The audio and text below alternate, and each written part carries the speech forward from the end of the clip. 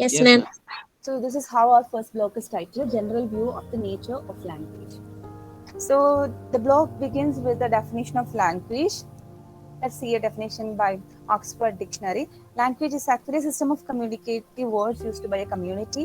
It can be used by a people of society or in a country. And so we call language as a system of science or a communication, system of communication.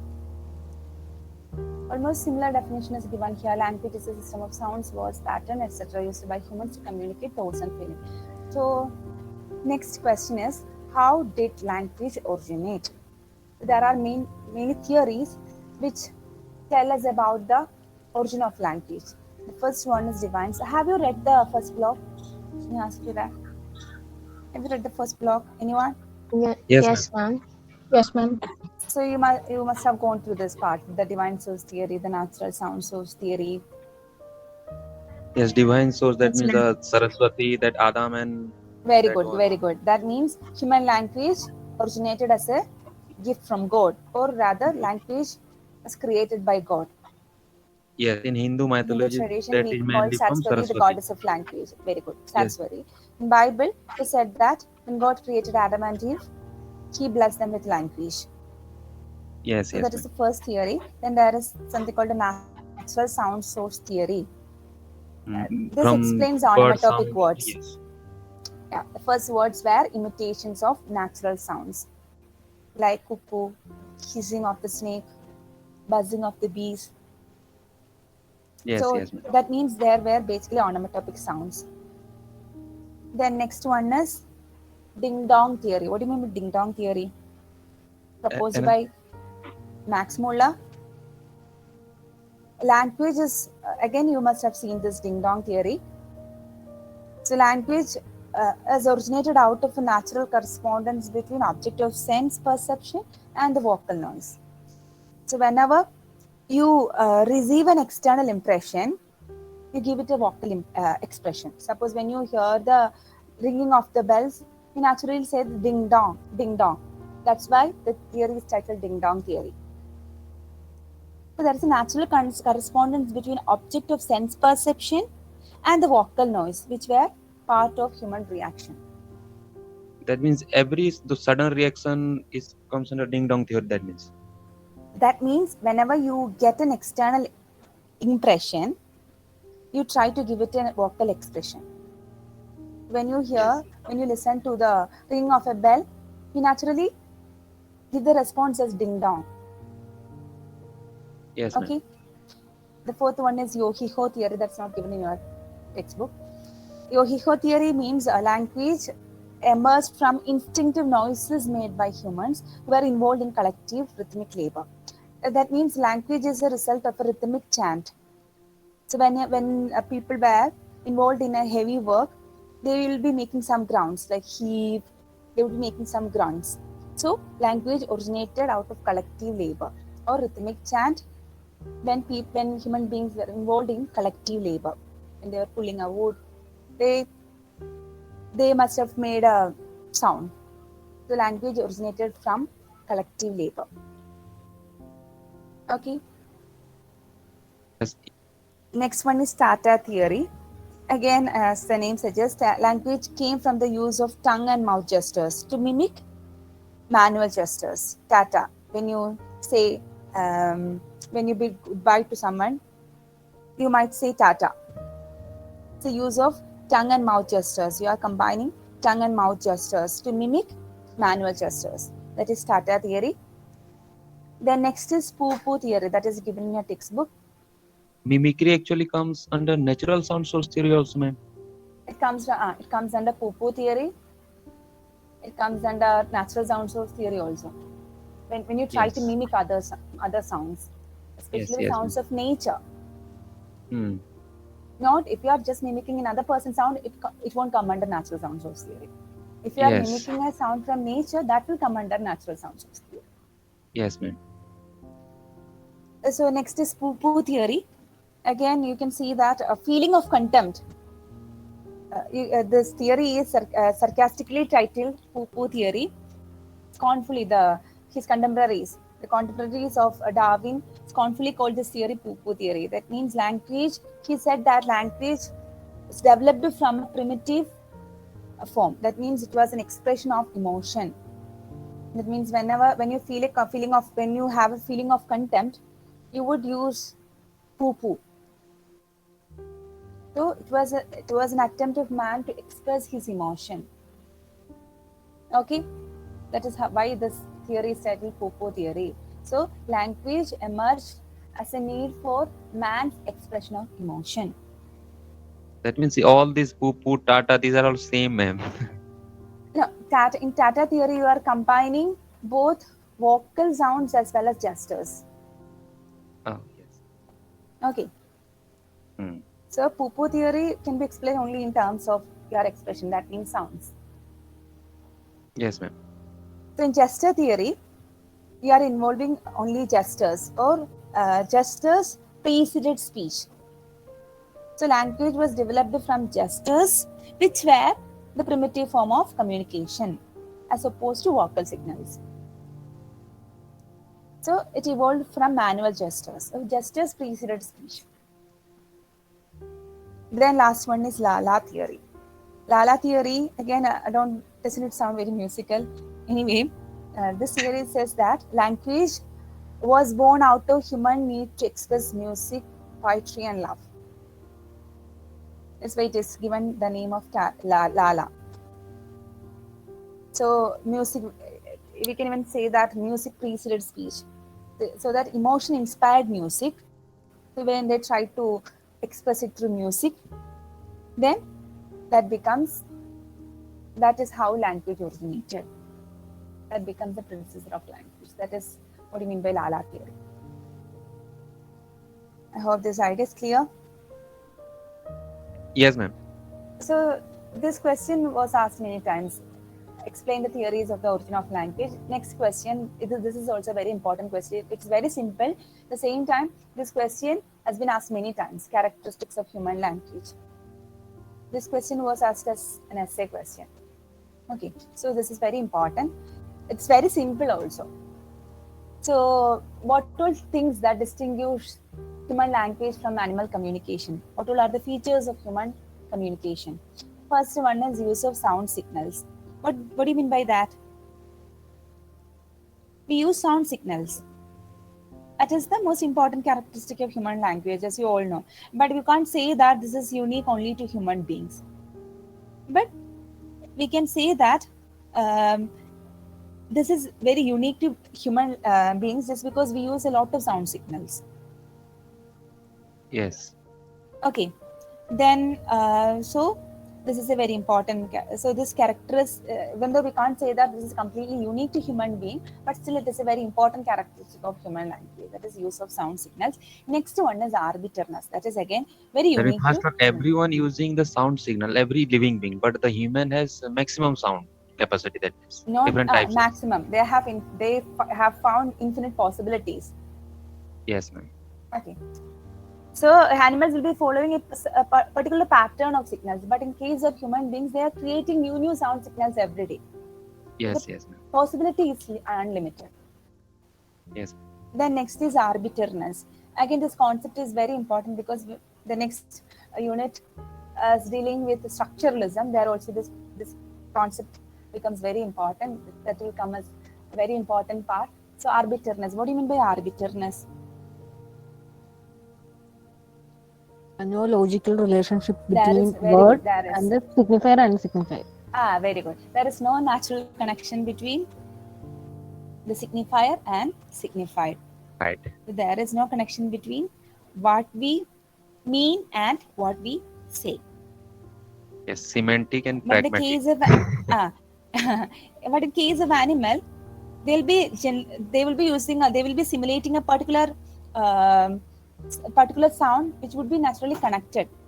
But in case of human beings, there is no natural connection at all, because when you call an apple by the name apple, it doesn't mean an apple. It doesn't actually convey an apple. Even if you call an apple by any other name, the apple would remain as apple. I hope you got the idea. That means the name apple and the fruit apple doesn't bear any natural connection. Yes, yes, So ma'am. next is the need for learning. Again, this is a very unique feature of human communication, because when we grow a child, we will teach the child language. Because if the human child is brought up in isolation, it doesn't acquire language. That means we need exposure to language in order to communicate. It is very important for us to learn language. But Chomsky says that when you read Chomsky, when we discuss Chomsky, we'll see that he says human beings are born with an innate language acquisition, LAD. So again, environment also plays a very important role in triggering this ability. Okay, so it is part of us because we learn language to communicate. This is part of our learning process. Next is displacement. What do you mean by displacement? In case of animals, they can communicate things which are imminent or which are there. But in case of human beings, they can talk about things in their absence too. That is what you mean by displacement. You can talk about things in their absence. You can talk about America even if you have not been to America. Yes. Okay, displacement. Displacement means you can talk about things in absentia, in their absence. Next is creativity. As we see in the first one, use of sound signals, creativity is connected here because creativity means Yes. New. you can that create, means- you can produce or create as many words or sounds you want. Yes. That's why we are finding new words every day. Yes. But only thing is that it has to be accepted by the society. That's the only thing. Yes. Again, that is one of the characteristics that distinguishes human language from animal language. Next is duality or double articulation. What do you mean by duality or double articulation? Again, you have a set of sounds. Maybe sounds, you combine those sounds to get words. This is That called means a compound duality words. or double.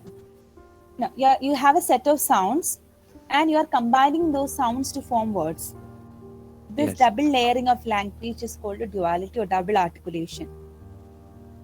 So you have a layer of sounds. That is the first layer. Then you combine this layer. When you combine these sounds, set of sounds, you get words. This kind of organization in two layers is called a duality or double articulation. Okay, next is almost a similar concept, patterning. Again, patterning means you can't simply combine all the sounds to get new words. So there are certain rules to be followed. There are certain restrictions. The way you can combine those words. This is called the patterning. For example, CAT is a possible combination. Yes. But when you simply combine two words, it doesn't need to be a possible combination. That means that convey particular meaning. TCA is not a possible combination. Patterning means Yes. it has to be patterned. You can't simply combine sounds, but it has to be accepted. So there are certain rules which have to be followed in order for those sounds to become meaningful. This Yes. is called the patterning. Okay, clear? Next is structure dependence. Again, we depend on the structure of language. Again, this can be rearranged based on the rules of a language, but still you have to understand that the language is a structured chunk. That means a group of words stand for a structure.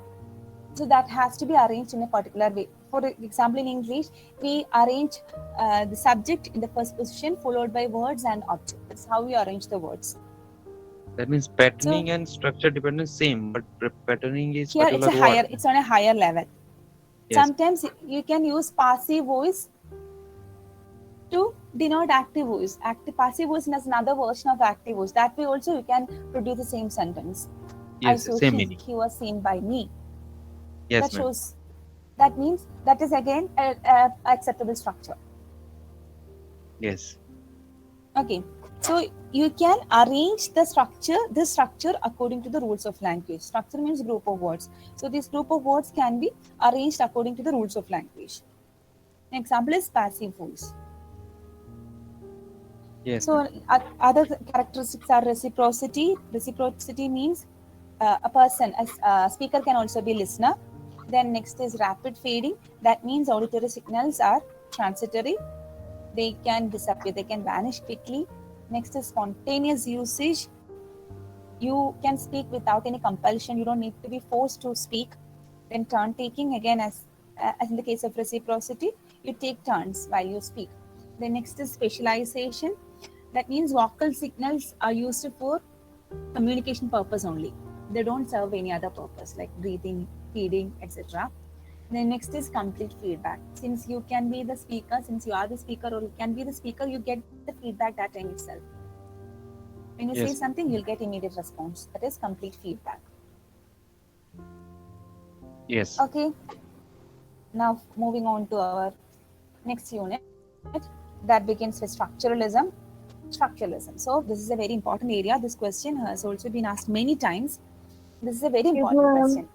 Sorry. Yes. Ma'am, in structure dependence, can we include all the grammatical rules as well? Of course, the grammatical rules of the language in consideration. When you consider English language, the rules will be different. Based on the rules of the language, you can arrange the structure. In Malayalam, in case of Malayalam, you can follow any structure, that verb, noun, object, verb, subject, object, verb, subject, and so on. But in case of English, you have only two possibilities. One is as active voice and second is as passive voice. If there is object. If there is no object, you can't passivize the sentence.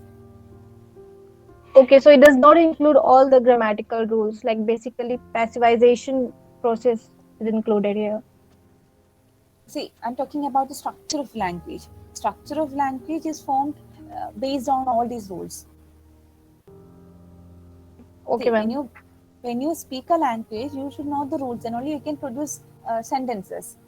That means language is basically about structure.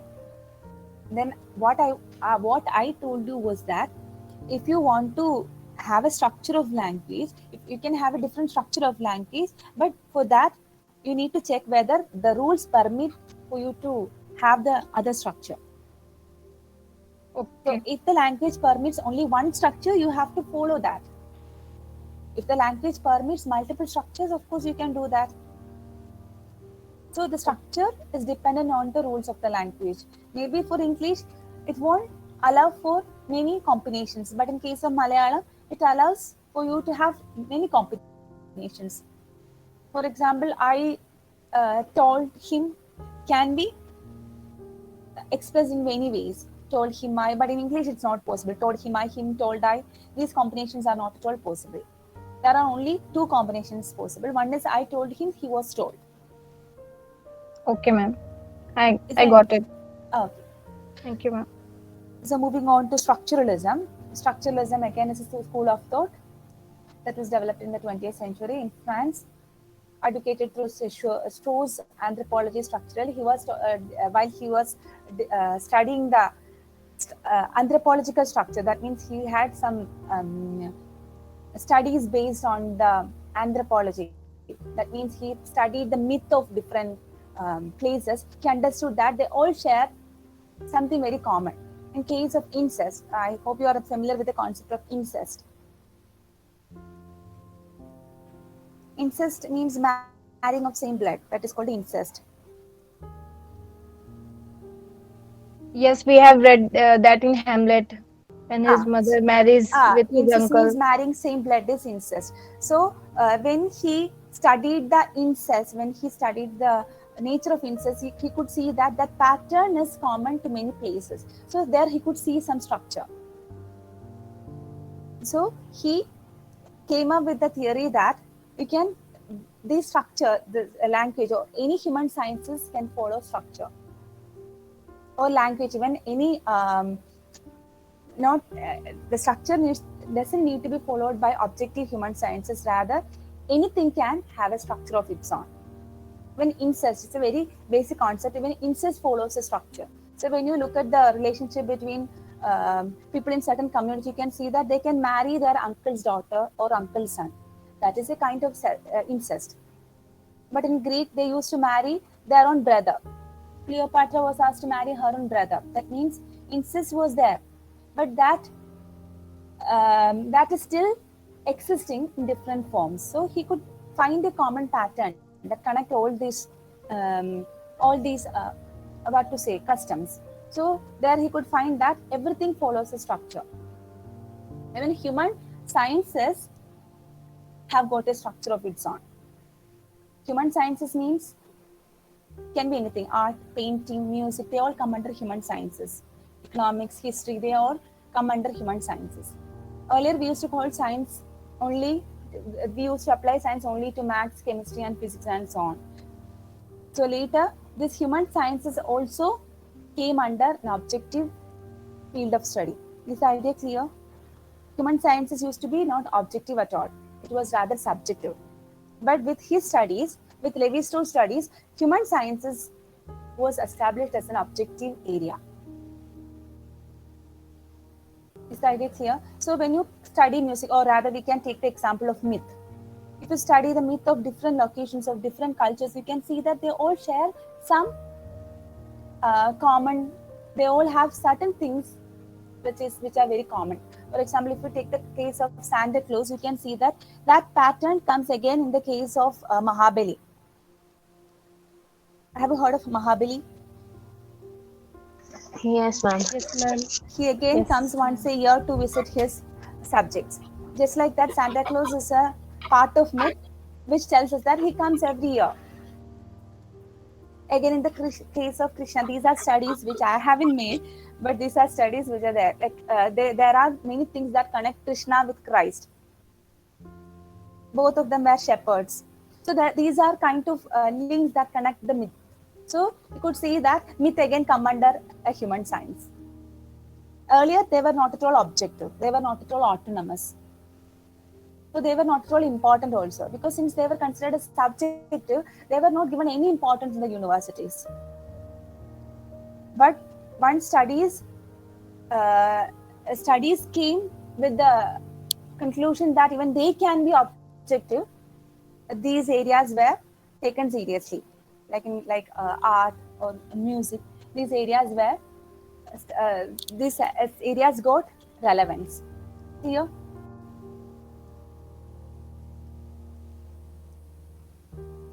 Yes, ma'am. Okay. So structuralism studies the structure of the system and the relationship between the members of the system. For example, if you are studying language, you are studying the structure and also studying the relationship between the sounds, words, and sentences. That is how you approach the language. That's how you approach language as a system. When you study myth as a system, you will learn all the history, all the characters, everything related to that myth, so that you will find that they all have something in common. They all share something in common. So thereby you establish that these myths share a structure. These myths have a structure. So he took anthropology as an area of his study, and he found that this human anthropology has got a structure. Human anthropology has got a structure, and that's how this became very famous. The structuralism got its relevance. It became very relevant. Okay.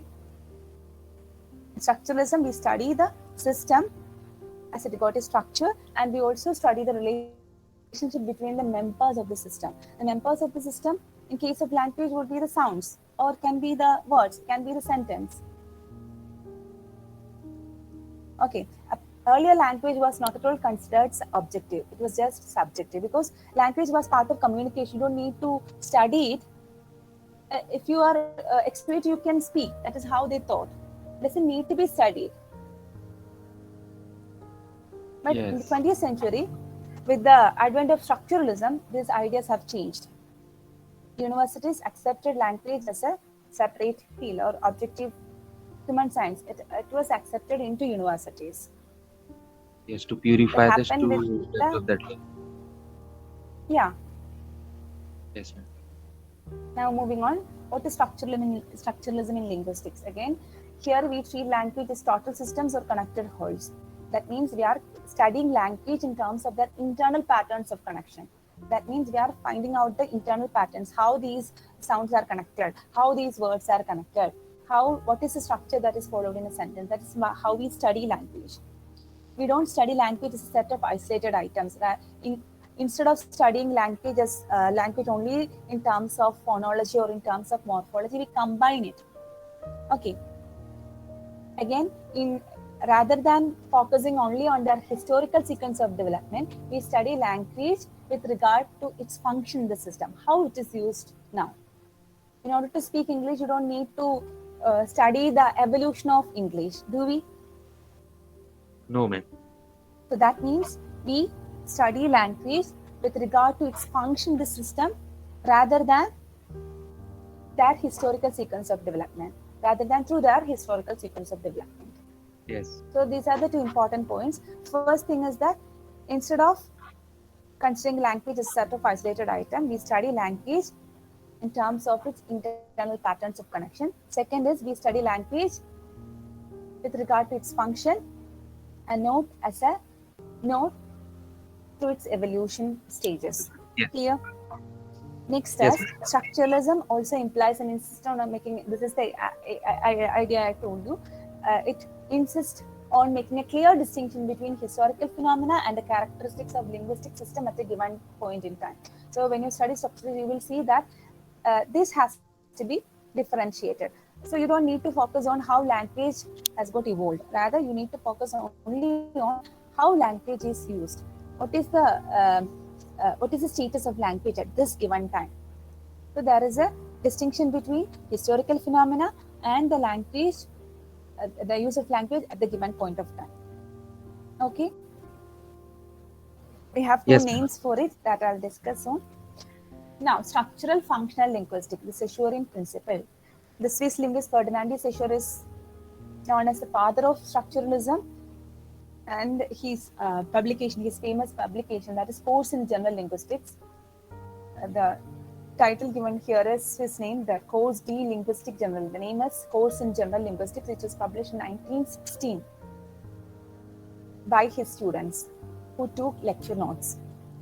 He didn't publish this book, that rather it was published posthumously in the form of the lecture notes. Okay. Yes, ma'am. Then Lang and Perrault. Now we are going to see his theories in terms of some binary divisions. First binary division is Lang and Perrault. This is the first important thing. This is the first important binary division. Here he says that language can be divided as Lang and Perrault. That means language as a structure and language as speech. Language as a structure means Lang. That means it is the structure of the language which consists of vocabulary, construction principles, of rules of construction, rules of pronunciation, etc. That is the structure of language. That is the internal pattern of language. It is the Lang. So when you express that Lang, it becomes Perrault. Clear? When you Yes, put it into use, when you put the language into use, it becomes Perrault. So it is the activity of speaking in a language or actual speech. So when you use language in speech or writing, it becomes Perrault. So your knowledge of the language is the Lang, and your expression of it is Perrault. Clear? That means Lang is in abstract form. Language is the knowledge. Is your knowledge. So your knowledge regarding rules, your knowledge regarding structure, and your knowledge regarding vocabulary. In order to speak the language, you need to know the language. That knowledge is the Lang. When you speak it, it becomes Perrault. Yes, ma'am. So again, Lang is restricted in the sense that you have to follow the rules in order to come up with the right sentence. So that means Lang is restricted, while Perrault is the realm of freedom. That means you can have a different accent, you can have a different pitch. That's all up to you to decide. But in the case of Lang, you have to follow the rules. That means it is restricted. But Perrault is a realm of Perrault gives you freedom, because there you can follow any accent you want, Yes, any ma'am. dialect you want. Only thing is that the rules have to be followed. Then only Yes. it would be correct. So, Lang, in case of Lang, there are restrictions, but in case of Perrault, that is completely individual. It's a realm of freedom. It is an individual act, willful and intellectual. You can use any word based on your idea. But only thing is that that word has to be accepted, or word should have that sense to convey. So this is the first important idea that was given by Saussure. The division of language is slang and parole. Is it clear? Yes, ma'am. Next is the arbitrariness of sign. We have discussed this concept before. Arbitrariness of sign means there is no natural connection between the signifier and signified. Signifier is the image, while signified is the concept. Again, Yes. signifier, an example is tree. Tree means letters tree doesn't have any relation to the concept tree. Yes, ma'am. So, but here we get sign as a combination of signifier plus signified. So we can see that sign is equal to signifier plus signified. Sign is a combination of signifier plus signified, but signifier doesn't naturally represent the signified. There is no natural connection between the signifier and signified. Okay, so this is the second important idea. Moving on, the diachronic and synchronic study of language. Earlier, when we started the structuralism in language, I've told you there are two types of language studies which are possible. One is the history-based study, and the second one is the function-based study. Yes. Right? So synchronic study is a study of language at a given time, at a particular point of time. So now if you are studying language with its divisions and with its rules, you will see that it is synchronic study. Now we are studying language as part of a synchronic study. But when you study the evolution of language, evolution from Old English or from Indo-European branch, you will see that it is diachronic study. It is a study of language to its evolution. Okay, clear?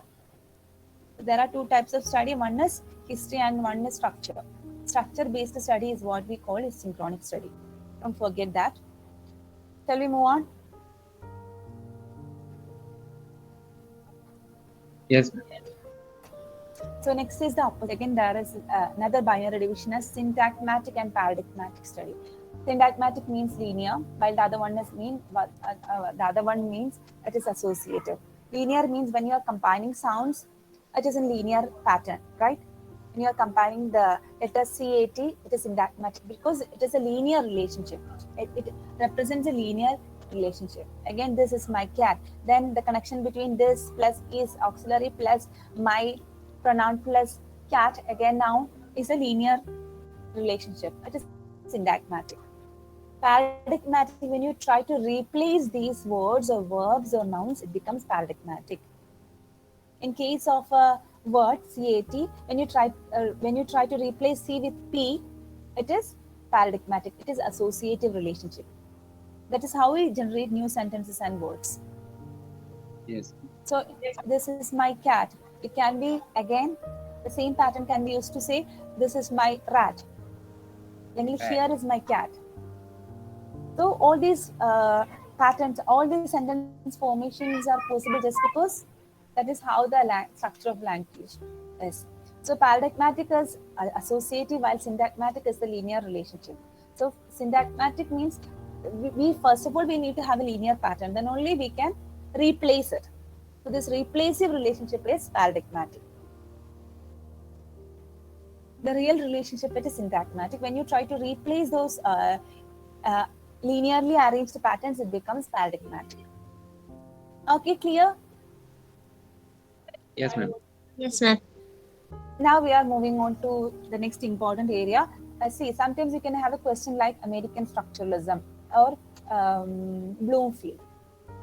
Okay, so in that case, you have to focus more on American structuralism. But for that also, you need to give an introduction to structuralism. What is structuralism? And also try to write something about Saussure, because he is the father of structuralism. But Bloomfield is the father of American structuralism. Anyway, now we are going to see the difference between American structuralism and European structuralism. In American structuralism, we will see the capacity. Anyway, we study the structure and we will also see the elements of that structure and the capacity of these elements for association and substitution.